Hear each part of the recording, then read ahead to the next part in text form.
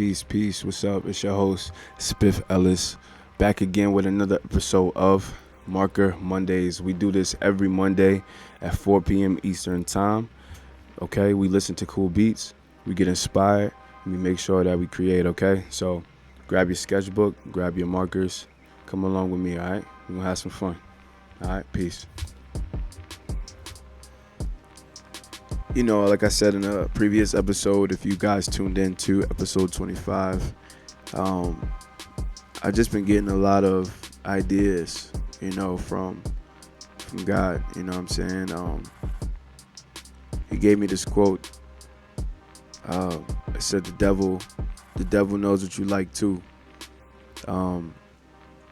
If you're not Christian or if you're not a believer, that's fine. You know what I mean? That's fine. But it's just, I want you to know that that's something that we're unaware of, actually. Sorry.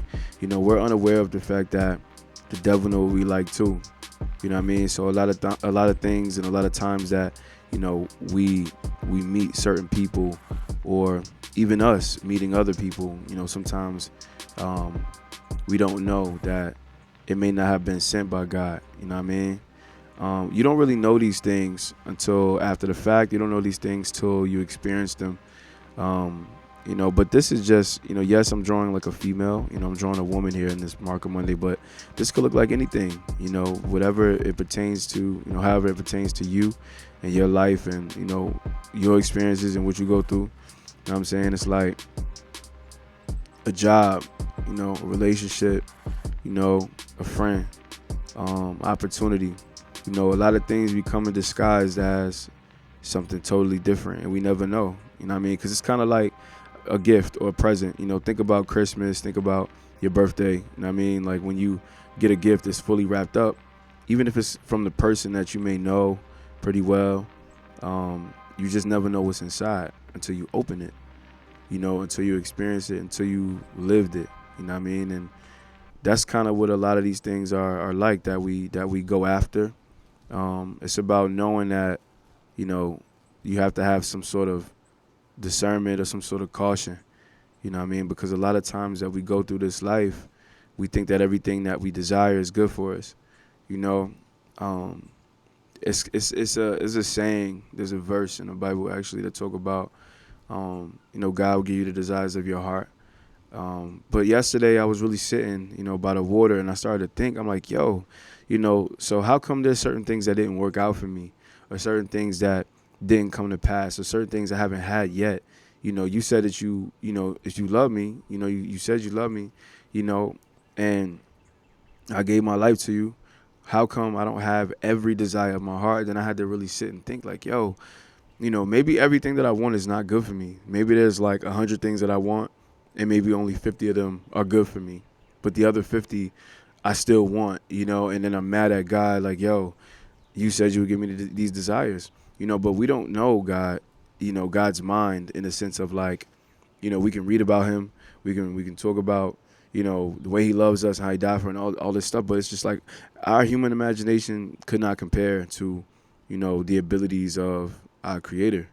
You know what I mean? And you have to understand and trust that he knows what's best for you. You don't know what's best for you.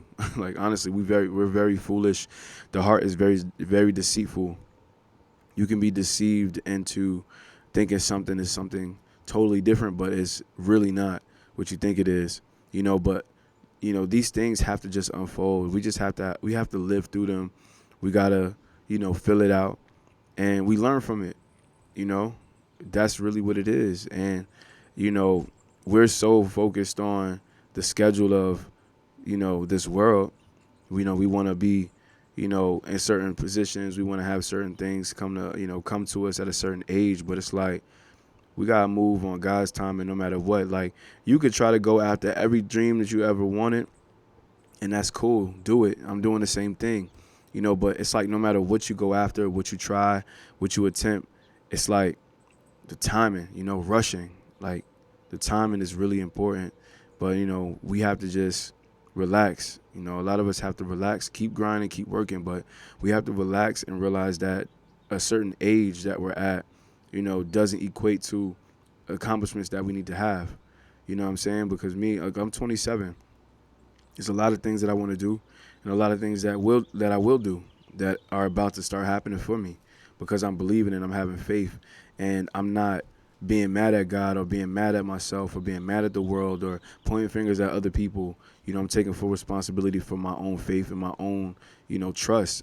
You know what I'm saying? Because at the end of the day, it's like we we really have this fear of missing out, but it's like, yo, you can't miss out on something that's not your path. It's like we want to have these relationship goals and goals of another artist or another musician or another, brand owner or another, whatever you want to, emulate. There's a person you want to emulate and you want to be in their shoes. Number one, you don't know how they got there.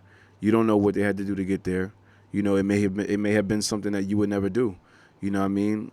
But at the end of the day, it's like you got to fall in love with your life, fall in love with your life, fall in love with your journey, fall in love with your path, fall in love with the God, with the gifts that you have, and seek those gifts. Try to find them. Whatever gifts or talents that you have dormant, like build a life around it.